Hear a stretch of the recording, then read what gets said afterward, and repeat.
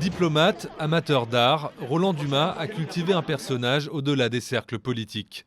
Comme avocat tout d'abord, celui de François Mitterrand dès les années 50, époque à laquelle il défend aussi la cause du FLN.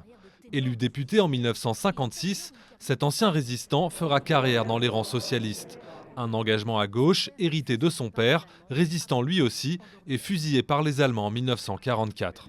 Mon père était socialiste. Il était pacifiste, mais en même temps, il était patriote. Je veux dire, il a fait la guerre de 14-18, on avait beaucoup souffert. Donc c'était un curieux mélange de patriotisme et d'amour de la paix.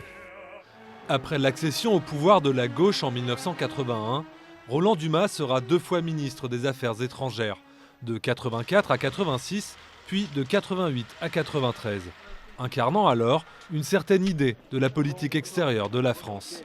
Pro-arabe, anti-atlantiste, il assiste à l'effondrement de l'Union soviétique et à la réunification allemande et signe le traité de Maastricht. Dans les années 90, Roland Dumas est pris dans le tourbillon de l'affaire Elf qui éclabousse la politique française.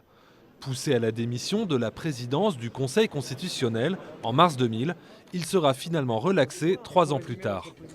En retrait de la vie politique, il renoue alors pleinement avec son métier d'avocat, défendant notamment Mouammar Kadhafi ou encore le président ivoirien Laurent Gbagbo, que Paris accuse de s'être accroché au pouvoir à Abidjan. Je considère qu'on nous ment et que c'est même dommage que des dirigeants français prennent les Français pour des imbéciles. L'armée française a participé directement à l'arrestation de M. Gbagbo.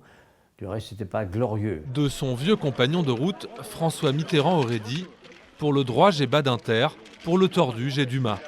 Clin d'œil au caractère volontiers flamboyant et cynique de cette figure incontournable des années Mitterrand.